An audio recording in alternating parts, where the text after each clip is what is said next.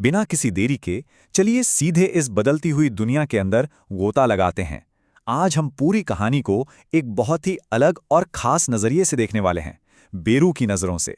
बेरू जो एक बेहद वफादार शैडो एंट है और जिसकी जिंदगी का बस एक ही मकसद है, अपने यंग मोनार्च यानी सुहो की हर कीमत पर रक्षा करना। जरा सोचिए, एक ऐसा नौजवान जो अचानक से अपनी सोई हुई शक्तियों को तब पहचानता है जब पूरी दुनिया पर एक अनजान और भयानक खतरे का साया मंडरा रहा हो। तो चलिए इस ब्रह्मांड के गहरे रहस्यों को एक एक करके सुलझाते हैं। यंग मोनार्च को छूने की हिम्मत करने वाले पालतू जानवर तुम ही हो। ये महज एक डायलॉग नहीं है, ये बेरू की अटूट वफादारी की खौफनाक दहाड़ है। जरा इमेजिन कीजिए, सुहो बिल्कुल शक्तिहीन है, मौत उसके सामने खड़ी है, और तभी बेरू कई डायमेंशंस को चीरते हुए आता है और पलक झपकते ही दुश्मन के चिथड़े उड़ा देता है।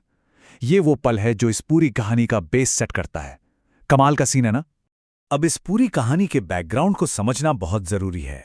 शुरुआत होती है बहुत बहुत पहले, जब ब्रह्मांड में एब्सोल्यूट बीइंग्स के बीच एक महायुद्ध चल रहा था। जब ओरिजिनल एब्सोल्यूट बीइंग मारा गया तो कुछ समय के लिए एक छोटी सी शांति छा गई। लेकिन अब से ठीक 3 साल पहले हमारी पृथ्वी पर अचानक डंजन गेट्स फिर से खुलने लगे। ऐसा क्यों हुआ?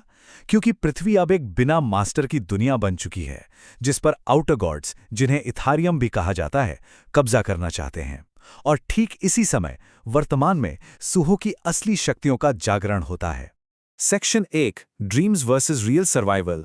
सुहो के सुरक्षित सपनों और आज की खौफनाक असलियत के बीच का ये अंतर सच में रोंगटे खड़े कर देने वाला है।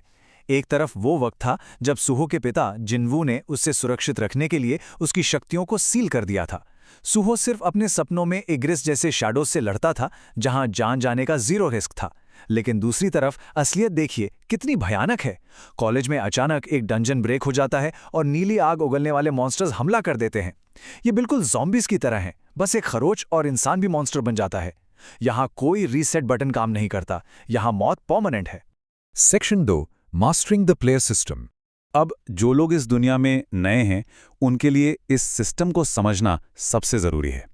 ये सिस्टम ना बिल्कुल किसी वीडियो गेम के इंटरफेस की तरह काम करता है।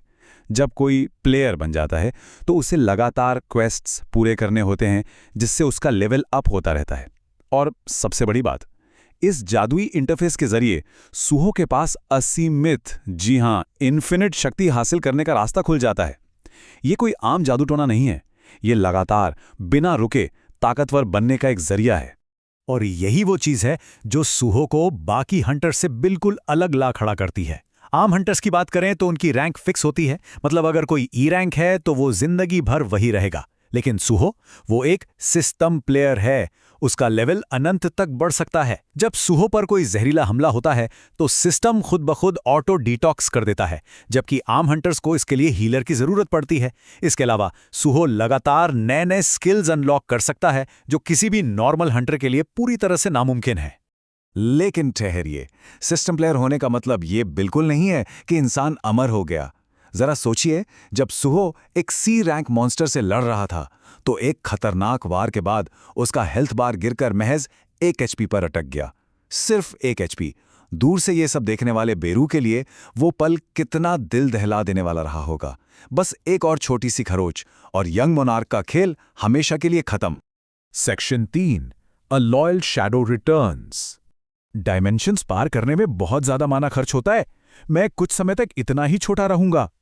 अस्पताल में जब सुहो को होश आता है तो बेरू रोते हुए ये बात कहता है। ये पल जितना इमोशनल है ना, उतना ही मजेदार भी है। जो बेरू कभी इतना विशाल और खूंखार हुआ करता था, वो अब एक छोटी सी मिनी चींटी जितना रह गया है। लेकिन उसका शरीर चाहे जितना भी छोटा हो गया हो, सुहो के लिए उसकी वफादारी पहले से कहीं ज्यादा विशाल है। खैर, सुहो के पास आराम फरमाने का बिल्कुल वक्त नहीं था। अपनी शक्तियों को वापस पाने के लिए उसने शैडो डंजन में कदम रखा और वहां लगातार 4 घंटे तक गॉब्लिन मॉन्स्टर्स की पूरी फौज का अकेले ही सफाया कर दिया। सच में बेरू ये देखकर गर्व से फूल गया होगा कि सुहो के कॉम्बैट इंस्टिंक्ट्स कितने जबरदस्त हैं। सुहो ने बिना छुए चीजों को कंट्रोल करने वाली शक्ति यानी रूलर्स अथॉरिटी हासिल कर ली और आखिरकार सबसे पावरफुल स्किल शैडो एक्सट्रैक्शन को भी अनलॉक कर लिया। अब शैडो एक्सट्रैक्शन स्किल तो मिल गई, लेकिन इसे इस्तेमाल करने के लिए एक कमांड वर्ड की जरूरत थी, अराइज। ये वो जादुई शब्द है जिससे मरे हुए दुश्मनों की परछाई खींचकर उन्हें वफादार सैनिकों में बदला जाता है। और पता है, सबसे दिल छू लेने वाली बात क्या थी? बिना किसी के बताए सूहो ने बिल्कुल वही शब्द चुना जो उसके पिता इस्तेमाल करते थे, अराइज। पिता और पुत्री की ये सोच का मिलना बेरू के लिए एक बेहद भावुक पल था। ठीक उसी वक्त जब सूहो ने 3 गॉब्लिन्स को अपना शैडो सोल्जर बना लिया। Section 4, 3 missions for Suho. Dungeon से सुरक्षित बाहर आने के बाद बेरू ने सूहो के लिए आगे का पूरा रास्ता साफ कर दिया। अब सूहो के सामने 3 सबसे बड़े और अहम मिशन हैं। पहला, लगातार मजबूत बनते जाना और पृथ्वी को आउटर गॉड्स के हमले से बचाना। दूसरा, अपनी रहस्यमय तरीके से गायब हुई मां को खोजना। और तीसरा, बेरू की असली ताकत को वापस लाना, ताकि वो सिर्फ एक छोटा सा मिनी गार्ड बनकर ना रह जाए। और जाहिर सी बात है, इन सब के लिए सूहो को बिना रुके अपना लेवल अप करते रहना होगा। शक्तियों की सील टूटने और लेवल के तेजी से बढ़ने के बाद अब सूहो हंटर एसोसिएशन की तरफ अपने कदम बढ़ा रहा है। तो यहाँ सबसे बड़ा सवाल ये उठता है, सूहो को हंटर एसोसिएशन में आखिर क्या रैंक मिलेगी? क्या ये दुनिया उसकी इस असीम और अकल्पनीय शक्ति का सामना करने के लिए सच में तैयार है? ये तो आने वाला वक्त ही बताएगा। इस सफर में साथ बने रहने के लिए बहुत बहुत शुक्रिया। सीखते रहिए और आगे बढ़ते रहिए।